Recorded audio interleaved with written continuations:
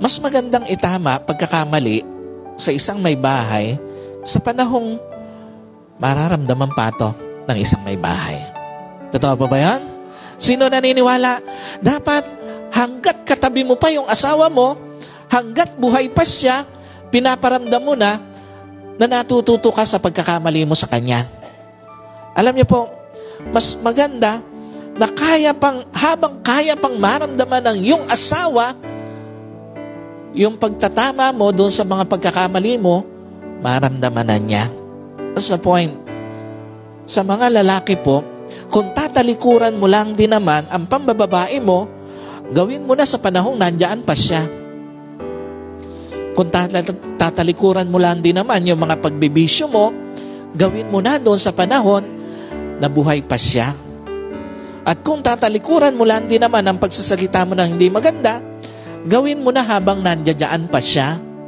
Mas maganda na na-realize mo yung pagkakamali mo doon sa panahon na buhay pa yung asawa mo, yung may bahay mo.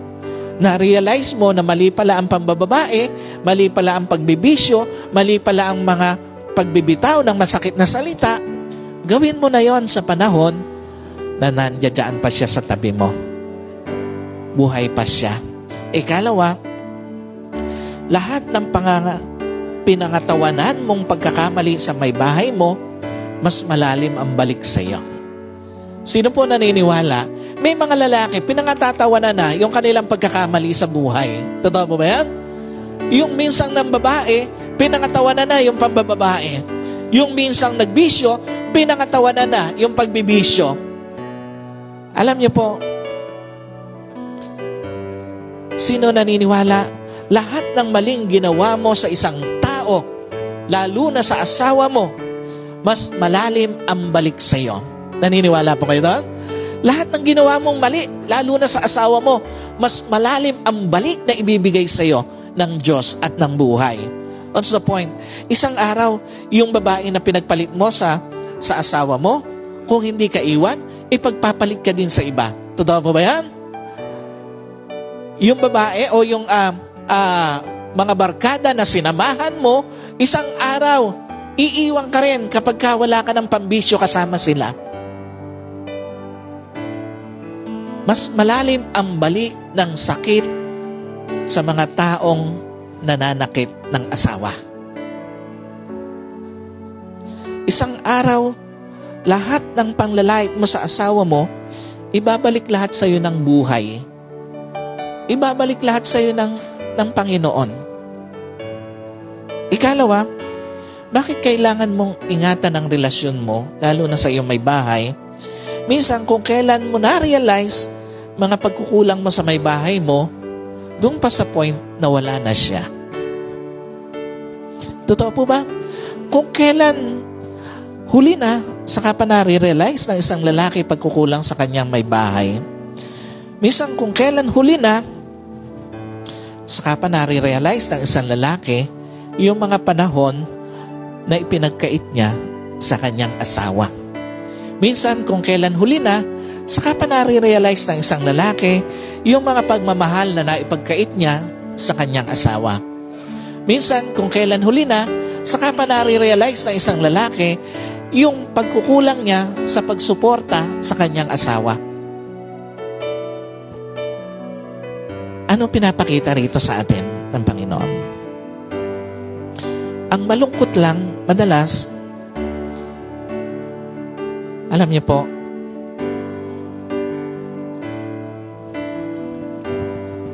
lahat ng pagkukulang, lalo na paulit-ulit, hindi na ito aksidente kung hindi nakasanayan na lang. Yung pong paulit-ulit na pagkukulang sa isang may bahay, hindi na ito aksidente o nagkakataon. Nakakasanayan na ito. Yung paulit-ulit na mga pagkukulang sa panahon sa iyong may bahay, hindi na ito nagkataon. Nakasanayan na ito. Yung paulit-ulit na pagkukulang doon sa suporta sa may bahay, hindi na ito nagkakataon kung hindi nakakasanayan na. At again, ang malungkot lang, madalas, yung nakakasanayan ang nagiging dating okay na. Ang malungkot lang, yung nakakasanayan, ang nagiging dating, hindi na nakakasakit sa iba. At ang dating, parang tama na lang kapag ka nakasanayan na. Ikalawa, lahat ng pagkukulang, lalo na paulit-ulit, napakalalim ang nililikhang sakit sa may bahay. Napakalalim ang nililikhang sugat ng paulit-ulit na pagkukulang. Napakalalim yung iniiwan na sugat sa pang-iiwan ng asawang lalaki. Napakalalim yung iniiwan na sakit sa pagkukulang sa pagmamahal, sa pagkukulang sa pagsuporta. Why? Kasi nga, pag paulit-ulit kang pinagkakaitan ng panahon, ang ipinararamdam sa'yo, hindi mo deserve bigyan ng panahon. Pag paulit-ulit na ipinararamdam sa'yo ang pagkukulang sa pagmamahal, ang pinapakita nito, hindi mo deserve na mahalin. Pag paulit-ulit na pinararamdam sa iyo ang pagkukulang sa suporta, ang pinakikita nito sa iyo, hindi mo deserve na suportahan. Ganong kasakit ang ipinakikita pag paulit-ulit ang sakit na ibinibigay sa isang may bahay. And finally, minsan, kung kailan mo na-realize na ang laki ng pagkukulang o kakulangan ng may bahay mo, sa puwing panawala na siya. Sino po naniniwala? Pag nawala ang isang may bahay, malaki ang kakulangan sa buhay ng isang lalaki. Totoo po ba yan? Alam niyo po,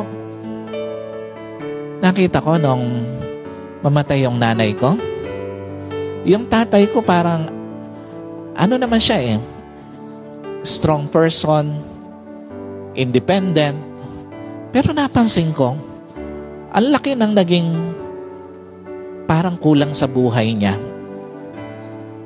Kaya nga sabi namin ng mga magkakapatid, hayaan natin mag-asawa ang ama. Kasi nakita namin parang ang laki ng naging bumagsak ng mga unang buwan, bumagsak yung katawan niya, laging nag-iisa, hindi kumikibo.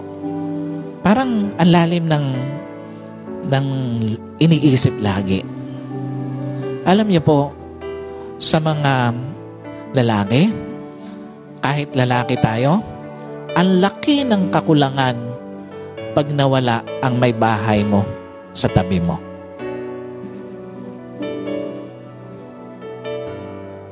Malungkot lang na minsan kung kailan wala na, saka mo pa nare-realize ang laki pala ng impact ng pagkawala ng asawa mo. Minsan, kung kailan wala na, saka mo nare-realize yung kawalan niya sa buhay mo.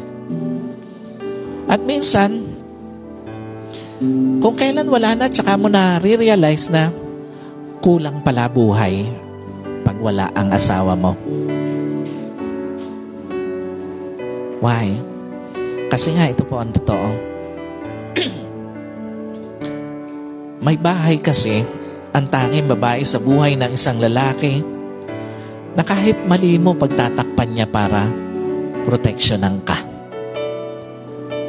May bahay kasi ang tanging babae sa buhay ng isang lalaki na hanggat kayang tiisin, titiisin niya. At may bahay kasi ang tanging babae sa buhay ng isang lalaki na kahit pinagpalit mo na, pag bumalik, tatanggapin mo pa rin. Totoo po ba yan? Babae yung tanging tao sa buhay ng isang lalaki na pinagpalit mo na pero pag bumalik ka, tatanggapin ka pa rin. Kahit mali ka na, pagtatakpang ka pa para proteksyonan ka.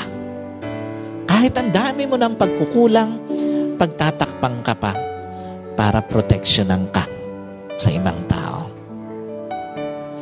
Sa mga asawa pong lalaki, sa mga tatay ng tahanan, tandaan niyo po, napakaraming nagsimula sa buhay may asawa na nagsimula lang pero hindi nakarating sa dulo. Napakaraming nagsimula ng 2023 na magkasama, pero ngayong 2024, hindi na magkasama.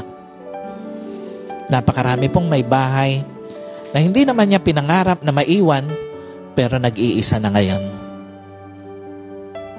Again, sa lahat po ng mga asawang lalaki, dito sa physical service, sa online service, at sa mga makakapanood ng video na ito, kung meron man pinakamagandang simula at katapusan ang 2024, mag-stay ka sa tabi ng iyong asawa. Hanggang sa huli. Kung meron man pinakamagandang simula at katapusan ang 2024, huwag mong mapagkaitan ng panahon ang may bahay mo. Kung meron man pinakamagandang simula at katapusan ng 2024, huwag mong mapagkaitan ng pagmamahal ang may bahay mo.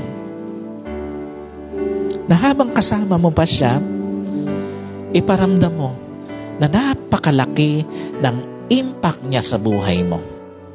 Na habang kasama mo pa siya, buhay pa siya, iparamdam mo na mahalaga siya sa buhay mo. Na habang kasama mo pa siya, iparamdam mo na kulang ka pag nawala siya. Again, pinakamagandang simula ng taon sa pamilya, kasama sila at tapusin ang taon na kasama pa rin sila. Pinakamaganda na pasimula ng taon sa tabi ng asawa at magtapos ito sa tabi pa rin ng iyong asawa na binigay sa iyo ng Panginoon.